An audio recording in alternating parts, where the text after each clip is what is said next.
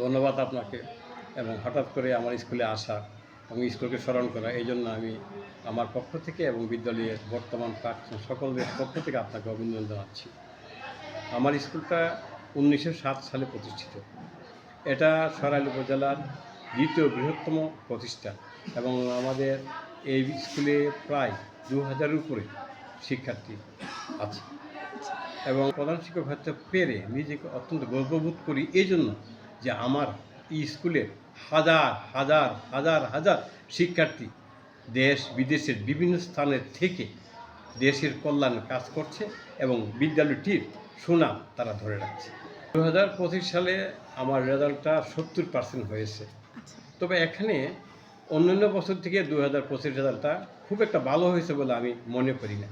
বরাবরই আমার স্কুলের রেজাল্ট 80, 85, 87, কোনো সময় 90ও পেরিয়ে গিয়েছে। বিগত বছর একটু নেমে গেছে।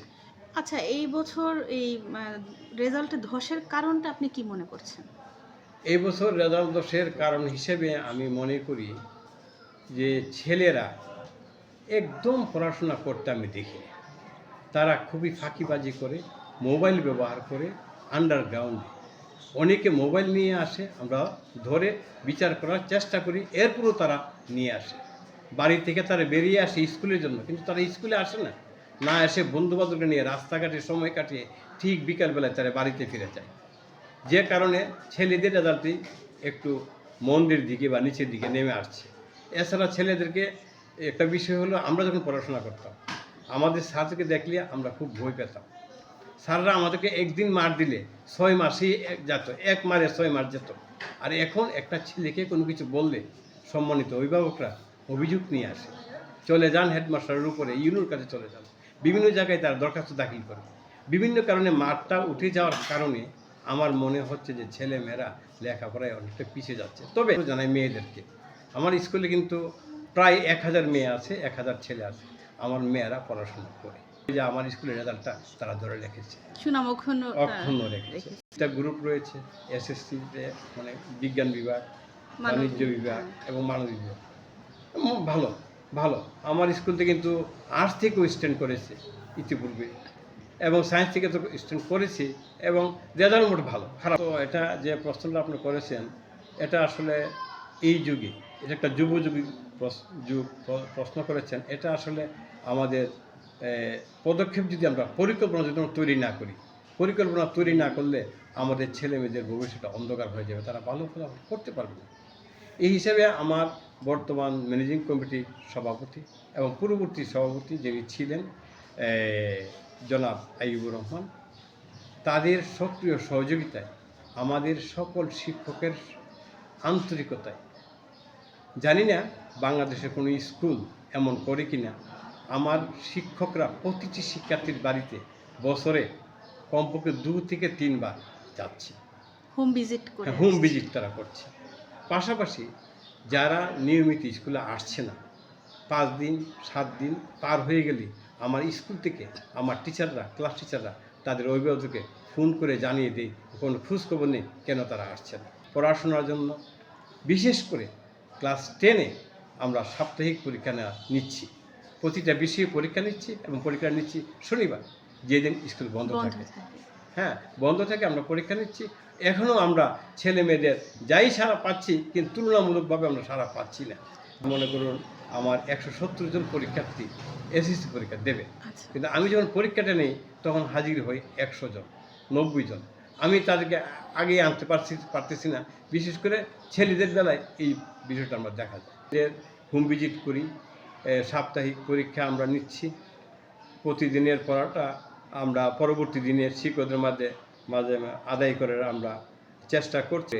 অভিভাবকদের সাথে কথাবার্তা বলে ছেলে মেয়েদের লেখাপড়ার দিকে এগিয়ে নেওয়ার চেষ্টা করছি এবং ছেলে মেয়েদের বিভিন্ন অকাজে যেন সময় ব্যবহার না করে সেই দিকে তাদেরকে আমরা প্রতিটি অ্যাসেম্বলিতে প্রতি সপ্তাহে 1 দিন করে হলেও তাদের সাথে আমরা মোটিভেশনমূলক কথাবার্তা বলি। আমরা একটা বিষয় সবচেয়ে বেশি করে আমরা বলি যে মানুষ হতে হলে, জীবনে প্রতিষ্ঠিত হতে হলে, সমাজের উন্নয়ন করতে হলে, জাতির কল্যাণ করতে হলে, তাহলে তোমাকে পড়াশোনা করতে হবে, নিয়মিত স্কুলে আসতে হবে, তোমার সম্পর্ক রক্ষা করতে হবে।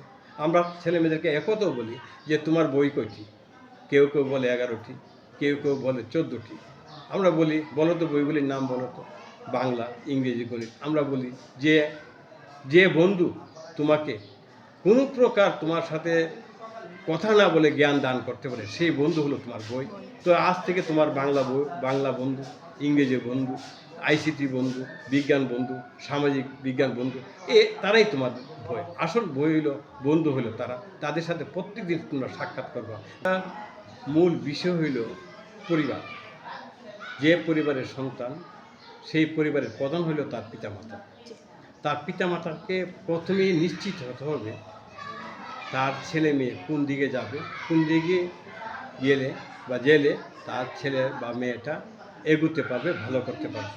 এই জন্য তাদের যে সহযোগিতা এবং আন্তরিকতা, আমরা যারা আছি, আমরা শিক্ষকরা যারা আছি, আমরা কিন্তু এই সমস্ত কাজ থেকে দূরে থাকার জন্য সভা সমাবেশ, সেমিনার এবং সরকারি নির্দেশনা অনুযায়ী কিন্তু আমরা প্রতিটি পর্যায়ে কিন্তু এই যে এর বিরোধী উল্টো সাইডটা, মানে এটার নেগেটিভ দিকটা আমরা কিন্তু ছেলেমেয়েদেরকে তুলে ধরি। এই জন্য আমাদের আরও অনেক বেশি প্রচারণার প্রয়োজন আছে বলে আমি মনে করি। মাদক বিরোধী, ইফটিজিং, বাল্যবিবাহ ইত্যাদি বিষয়, এই সমস্ত বিষয়ে আমি মনে করি জনপ্রতিনিধি যারা আছে, বিশেষ করে মেম্বার, চেয়ারম্যান যারা আছে, তারা কিন্তু একটা গণ্ডির ভিতরে আছে। তারা ইচ্ছা করলে তাদের গণ্ডিটাকে কিন্তু একটা কন্ট্রোলে নিয়ে আসতে পারে। তারা ইচ্ছা করলে তাদের গণ্ডিটাকে দূষণমুক্ত রাখতে পারে। তারা ইচ্ছে করলে কিন্তু অনেক কিছু করতে পারে। এবং মসজিদ, মাদ্রাসায়, মন্দিরে সাপ্তাহিক বা পাক্ষিক ভিত্তিতে এই মানবিক বিষয়ে আলোচনা অব্যাহত রাখলে আমি মনে করি যে কিছুটা মোটিভেশন হবে।